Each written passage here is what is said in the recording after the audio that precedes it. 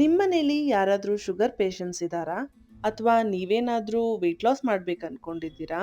ಹಾಗಿದ್ರೆ ಈ ರೆಸಿಪಿನ ನಿಮ್ಮ ಡಯಟಲ್ಲಿ ಆ್ಯಡ್ ಮಾಡ್ಕೊಳ್ಳಿ.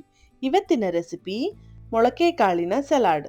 ಎಲ್ರಿಗೂ ನಮಸ್ಕಾರ. Welcome back to Kani's kitchen. ಬನ್ನಿ ಶುರು ಮಾಡೋಣ. ಮೊದಲಿಗೆ ನಾನಿಲ್ಲಿ ಒಂದು ಪಾತ್ರೆಯಲ್ಲಿ ನೀರನ್ನ ಕಾಯ್ಲಿಕ್ಕಿಟ್ಟಿದ್ದೀನಿ. ಇದಕ್ಕೆ ಅರ್ಧ ಟೀ ಸ್ಪೂನ್ ಉಪ್ಪು ಮತ್ತು ಮೊಳಕೆ ಬರ್ಸಿರೋಂಥ ಹೆಸರು ಕಾಳುಗಳನ್ನ ಹಾಕೋತಾ ಇದ್ದೀನಿ. ಸಾಮಾನ್ಯವಾಗಿ ಈ ಮೊಳಕೆ ಬರ್ಸಿರೋಂಥ ಕಾಳುಗಳನ್ನ ಎಲ್ಲರೂ ಹಾಗೆ ಹಸಿದೆ ಸಲಾಡ್ ಮಾಡ್ಕೊಂಡು ತಿಂತಾರೆ. ನಾನು ಕೂಡ ಅದನ್ನೇ ಮಾಡ್ತಿದ್ದೆ. ಬಟ್ ರೀಸೆಂಟಾಗಿ ಗೊತ್ತಾಯಿತು ಈ ಥರ ಮಾಡೋದ್ರಿಂದ ಇದು ಡೈಜೆಷನ್ಗೂ ಈಸಿ ಆಗತ್ತೆ, ಮತ್ತು ಏನಾದರೂ ಬ್ಯಾಕ್ಟೀರಿಯಾಸ್ ಇದ್ದರೆ ಅವು ಕೂಡ ಹೋಗ್ತವೆ. ಹೀಗೆ ಇದನ್ನ ಜಸ್ಟ್ 2 ನಿಮಿಷ ಬೇಯಿಸ್ಬೇಕು. ಇದು ಫುಲ್ ಬೇಯಬೇಕಂತೇನಿಲ್ಲ. ಅಥವಾ ಒಂದು 5 ನಿಮಿಷ ಇದನ್ನ ಬಿಸಿ ನೀರಲ್ಲಿ ನೆನೆ ಇಟ್ಟರೆ ಸಾಕು. ಇವತ್ತು ಇಂಗ್ರೀಡಿಯೆಂಟ್ಸ್ ತೋರಿಸ್ದೆ ರೆಸಿಪಿ ಆಲ್ರೆಡಿ ಸ್ಟಾರ್ಟ್ ಮಾಡಿದ್ದಾರೆ ಅಂತ ಅನ್ಕೊಂಡ್ರಾ? ಇವತ್ತೊಂದು ವಿಷಯ ಇದೆ. ಇಂಗ್ರೀಡಿಯೆಂಟ್ಸ್ ತೋರಿಸ್ತೀನಿ, ಬಟ್ ಇವತ್ತು ನಾನೊಂದು ಹೊಸ ಐಟಮ್ನ ಕಿಚನ್ನಿಗೆ ತರಿಸ್ಕೊಂಡಿದ್ದೀನಿ. ಸೊ ಮೊದಲು ನಿಮಗೆ ತೋರಿಸೋಣ ಅಂತ. ಇದು ಯಾವುದೂ ಪ್ರಮೋಷನ್ ಅಲ್ಲ, ಇದು ನನ್ನ ಕಿಚನ್ನಿಗೆ ಬೇಕಿತ್ತು, ಹಾಗಾಗಿ ನಾನು ತರಿಸ್ಕೊಂಡಿದ್ದೀನಿ. ತುಂಬ ದಿವಸದಿಂದ ನಾನು ಈ ಐಟಮ್ನ ತರಿಸ್ಕೋಬೇಕು ಅಂತ ಇದ್ದೆ. ಪ್ರೆಸೆಂಟ್ಲಿ ನಾನು ನನ್ನ ಕಿಚನಲ್ಲಿ ವುಡನ್ ಚಾಪಿಂಗ್ ಬೋರ್ಡ್ನ ಯೂಸ್ ಮಾಡ್ತೀನಿ.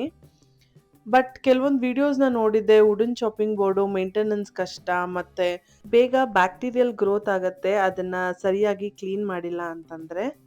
ಸೊ ಹಾಗಾಗಿ ನಾನಿವತ್ತು ಈ ಸ್ಟೀಲ್ ಚಾಪಿಂಗ್ ಬೋರ್ಡ್ನ ತರಿಸ್ಕೊಂಡಿದ್ದೀನಿ. ಇದ್ರ ಕ್ವಾಲಿಟಿ ಚೆನ್ನಾಗೇ ಇದೆ, ತುಂಬ ತೆಳು ಇಲ್ಲ.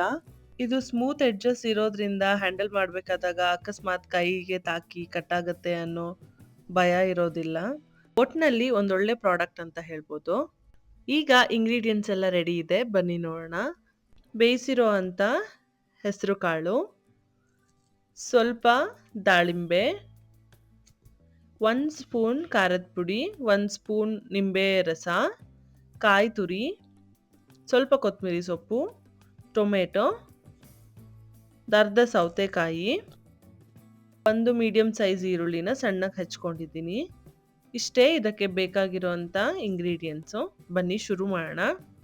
ಮೊದಲಿಗೆ ನಾನಿಲ್ಲಿ ಒಂದು ಮಿಕ್ಸಿಂಗ್ ಬೌಲ್ಗೆ ಬೇಯಿಸಿರೋಂಥ ಮೊಳಕೆ ಕಾಳುಗಳನ್ನ ಹಾಕೊಂಡಿದ್ದೀನಿ. ಇದ್ರ ಜೊತೆಗೆ ಈರುಳ್ಳಿ, ಸೌತೆಕಾಯಿ ಇದನ್ನು ಸಣ್ಣಗೆ ಹಚ್ಕೊಂಡಿದ್ದೀನಿ, ಟೊಮೆಟೊ, ದಾಳಿಂಬೆ, ಕಾಯಿ ತುರಿ, ಖಾರದ ಪುಡಿ, ಇದ್ರ ಬದಲು ಹಸಿಮೆಣಸಿಕಾಯಿ ಕೂಡ ಯೂಸ್ ಮಾಡ್ಬೋದು, ಮತ್ತು ಕೊತ್ತಂಬರಿ ಹಾಕ್ಕೊಂಡಿದ್ದೀನಿ. ಜೊತೆಗೆ ನಿಂಬೆ ರಸ ಮತ್ತು ಉಪ್ಪು ಇಷ್ಟನ್ನು ಹಾಕ್ಕೊಂಡು ಕಲಿಸ್ಕೊಂಡ್ರೆ ಬೇಗ ರೆಡಿ ಆಗೋಗುತ್ತೆ. ನೋಡಿದ್ರಲ್ಲ ಈ ರೆಸಿಪಿ, ನಿಮಗೂ ಇಷ್ಟ ಆಗಿದ್ರೆ ನೀವು ಕೂಡ ಮನೇಲಿ ಟ್ರೈ ಮಾಡಿ. ಹೇಗೆ ಬಂತು ಅಂತ ಕಾಮೆಂಟ್ ಮಾಡಿ. ಈ ರೆಸಿಪಿ ಇಷ್ಟ ಆಗಿದ್ದಲ್ಲಿ ಲೈಕ್ ಮಾಡಿ. ಮತ್ತಷ್ಟು ಹೆಲ್ದಿ ರೆಸಿಪೀಸ್ಗಾಗಿ ನಮ್ಮ ಚಾನೆಲ್ನ ಸಬ್ಸ್ಕ್ರೈಬ್ ಮಾಡ್ಕೊಳ್ಳಿ. Thank you.